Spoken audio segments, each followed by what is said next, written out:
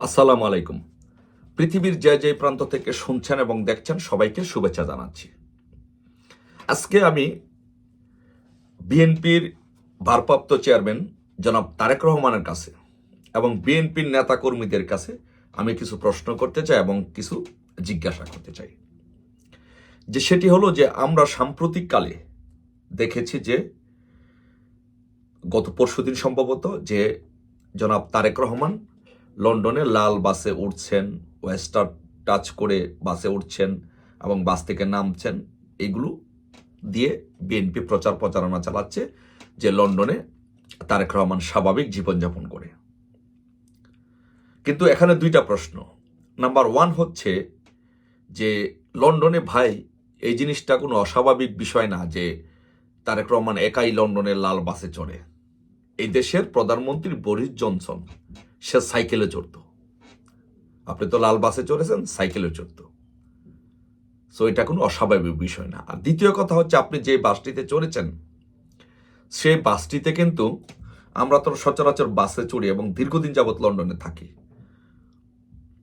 আমরা দেখেছি যে এই বাসে সাধারণত যে এটি পাবলিক বাস, এই বাসের মধ্যে অনেক যাত্রী থাকে।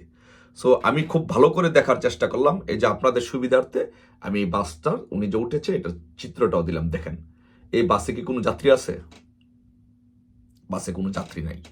তার মানে কি এই বাসটি হয়তো বা ভাড়া করা হয়েছে বা বাসটিতে উনি একাই যাত্রী ছিলেন।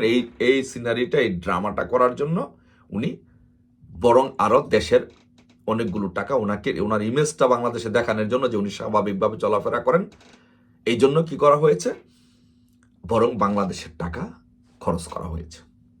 বাংলাদেশের গরিবের টাকা, ট্যাক্সের টাকা খরচ করে এর ড্রামা তৈরি করা হয়েছে।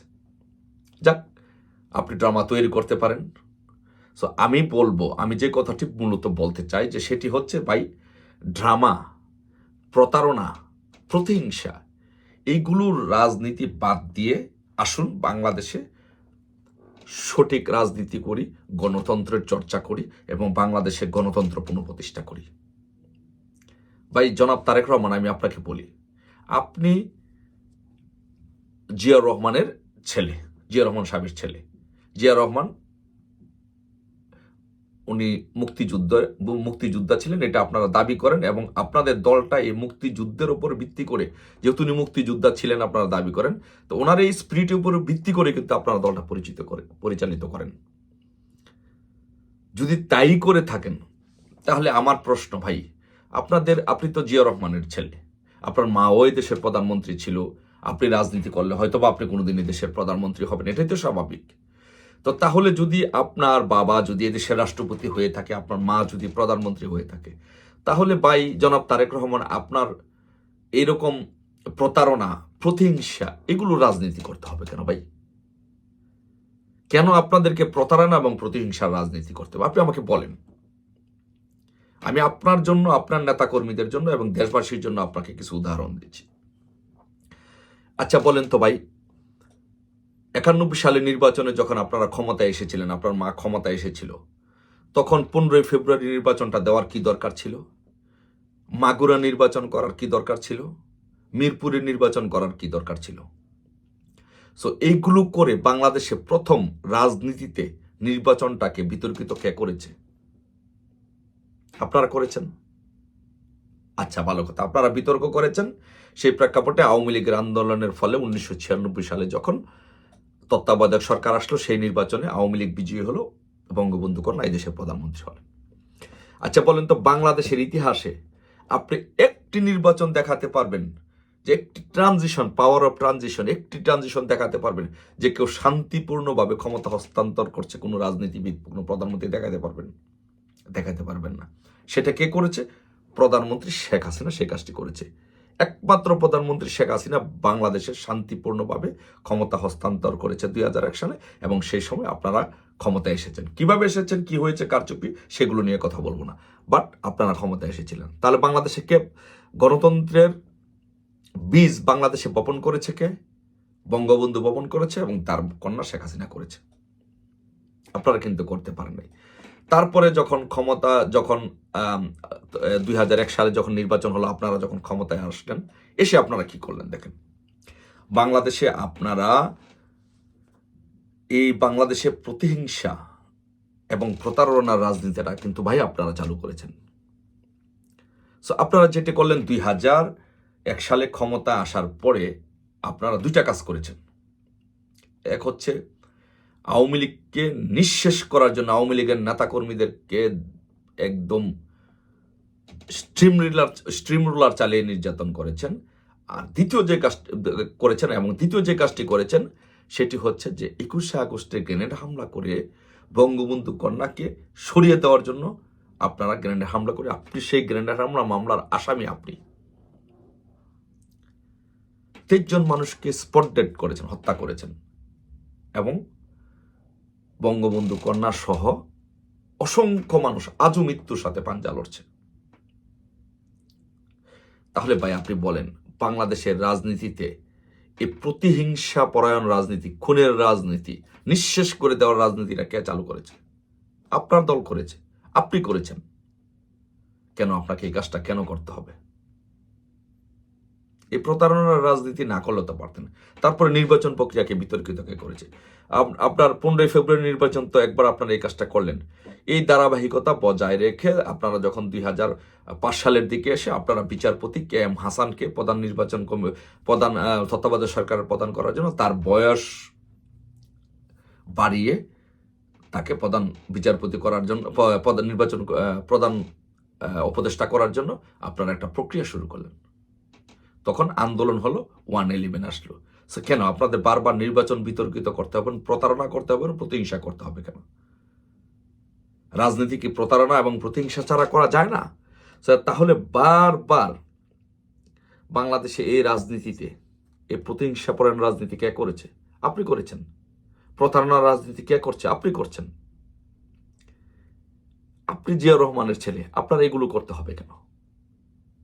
সর্বশেষ আপনি 5ই আগস্টে যখন ঘটনা ঘটলো, সেই ঘটনার পরে 32 নম্বর ভাঙ্গার জন্য বুলডোজার কে দিয়েছে?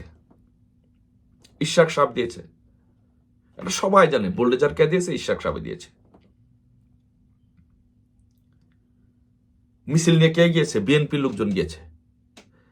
তাহলে আপনি এই প্রতিহিংসা রাজনীতিটা বাংলাদেশে কে চালু করলো? আপনারা চালু করলেন। বারবার প্রতিহিংসার রাজনীতিটা আপনারা চালু করলেন এবং এর ফল কিন্তু আপনাদেরই ভোগ করতে হয়েছে। 21শে আগস্টে গ্রেনেড হামলা করে যখন শেখ হাসিনাকে মারতে চাইলেন, তখন আপনাদেরকে বোঝা উচিত ছিল যে একদিন এর ফল আপনাদেরকে ভোগ করতে হবে এবং 16 বছর আপনারা এর ফল ভোগ করেছেন। এখন আপনারা কি করছেন? এখন বঙ্গবন্ধুর বাড়ি ভাঙার জন্য ইশাক বুলডোজার পাঠিয়েছে। এখন কি আপনি মনে করেন যে আওয়ামী লীগ যখন আবার ক্ষমতা আসবে, টুডে তোমরা আসবে? নট ফার ওয়ে ক্ষমতায় আসবে। তা আসলে আপনি কি মনে করবেন যে আপনার জিয়া রহমানের মাজার, ইশাকের বাবার কবর, আপনারা কি শান্তিতে থাকতে পারবেন? থাকতে পারবেন না তো। কারণ যারা ভিকটিম তারা এর প্রতিশোধ নিবে। তাহলে বারবার আপনারা কেন এই প্রতিহিংসার রাজনীতি বাংলাদেশে চালু করেন? বারবার কেন আপনারা এই পথে হাঁটেন? সর্বশেষ এখন যে বিষয়টি নিয়ে কথা বললে, যে জুলাই সনদ, আপনারা জুলাই সনদ দিচ্ছে আর আপনি চুপ করে বসে থেকে জুলাই সনদকে সাপোর্ট করে যাচ্ছেন। আপনি কি জানেন যে এই জুলাই সনদ যে আপনাদের অপমৃত্যু ডেকে আনছে, রাজনৈতিক অপমৃত্যু ডেকে আনছে? এই জুলাই সনদ আপনারা রাজি হওয়া, জুলাই সনদ দেওয়া মানে হচ্ছে বাংলাদেশে আপনাদের বিএনপির কফিনে শেষ পেরেক ঠুকে দেওয়া হলো। আপনি দেখেন, আমি তো বললাম আমি রাজনীতি করা মানুষ, ঢাকা বিশ্ববিদ্যালয়ের ঘাসের ওপর দিয়ে হেঁটে হেঁটে রাজনীতি করা মানুষ, রাজনীতিটা বুঝি, ভালোভাবে বুঝি। সো আপনাকে বলছি, আপনার মতো এয়ার কন্ডিশনে থেকে রাজনীতি করা মানুষ না। আপনাকে বলছি যে আপনি জুলাই সনদে স্বাক্ষর করা মানে হচ্ছে, জুলাই সনদ বাস্তবায়ন করতে দেওয়া মানে হচ্ছে আপনাদের রাজনৈতিক কফিনে শেষ পেরেকটা ঠুকে দেওয়া হলো। এর ফল আপনাদেরকে ভোগ করতে হবে এবং আপনারা খুব শীঘ্রই, আমি 5ই আগস্টের পরেই ভিডিও বার্তায় বলেছি যে বিএনপিকে একমাত্র রক্ষা করতে পারে আওয়ামী লীগ। আপনারা বিশ্বাস করেন নাই, সেই দিনটা এসেছে। আপনাদেরকে রক্ষা করতে কে পারবে? একমাত্র বাংলাদেশে আওয়ামী লীগ রক্ষা করবে। যে এটি জুলাই সনদ না, এটি জুলাই মৃত্যু সনদ, এটি সন্ত্রাসী সনদ। সো আমি পজিটিভ রাজনীতিতে বিশ্বাস করি, সঠিক ধারা রাজনীতিতে বিশ্বাস করি। আমি বলবো যে আপনারা এগুলো না করে, এই নাটক না করে, নাটক কম করো প্রিয়, এগুলো বাদ দিয়ে আপনারা সঠিক ধারা রাজনীতিতে আসুন আসুন পারস্পরিক সহযোগিতা, পারস্পরিক শ্রদ্ধাবোধ এবং সহমর্মিতার রাজনীতিতে, সহবাসের রাজনীতিতে বিশ্বাস করি। আসুন এসব কিসের জুলাই সনদ, কিসের মৃত্যু সনদ, কিসের সন্ত্রাসী সনদ, সব বাদ দিয়ে আসুন বাংলাদেশে আওয়ামী লীগ, বিএনপি আমরা একসাথে মিলে বাংলাদেশে গণতন্ত্র পুনঃপ্রতিষ্ঠিত করি, বাংলাদেশে একটি নির্বাচনের ব্যবস্থা করি, বাংলাদেশে গণতন্ত্রের ধারাবাহিকতা রক্ষা করি, বাংলাদেশের মানুষকে শান্তি দিই। এই প্রতিহিংসার রাজনীতি বাংলাদেশে দীর্ঘকাল চলতে পারে না, চলবে না। আপনাকে এর জন্য সবচেয়ে বেশি সাফার করতে হবে আপনাকে। 111 আপনি সাফার করেন নাই? 111 আপনার মা সাফার করে নাই? 111 তো আপনার মা জেলে ছিল। 111 তো আপনাকে আরবি পিটিয়েছে, একদম ফ্যানের সাথে বেঁধে পিটিয়েছে। আপনি লন্ডন চলে আসছেন। আজকে কত বছর যাবত আপনি লন্ডনে আছেন? দীর্ঘদিন যাবত আপনি লন্ডনে আছেন। বাংলাদেশে যেতে পারছেন না কেন? কিসের বই আপনি যেতে পারছেন না? কারণ আপনি জানেন যে আপনি প্রতিহিংসার রাজনীতি করেন। আপনার বাবাও প্রতিহিংসার রাজনীতি করেছিল। এই প্রতিহিংসার রাজনীতি ছাড়েন, সঠিক দ্বারা রাজনীতি করেন। আপনারাও বাংলাদেশে একটি বড় রাজনৈতিক দল। বাংলাদেশ আওয়ামী লীগ এই দেশের স্বাধীনতার নেতৃত্বদানকারী দল। আসুন বাংলাদেশে সঠিক রাজনীতি ধারাতে বাংলাদেশকে ফিরিয়ে নিয়ে আসি, বাংলাদেশে গণতন্ত্র পুনঃপ্রতিষ্ঠা করি।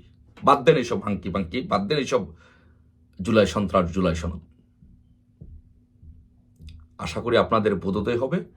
বাংলাদেশের রাজনীতিতে গণতন্ত্র পুনঃপ্রতিষ্ঠায় আপনারা সকলে ভূমিকা রাখবেন। সেই আশাবাদ, সেই প্রত্যাশা ব্যক্ত করে বিদায় নিচ্ছি। জয় বাংলা, জয় বঙ্গবন্ধু।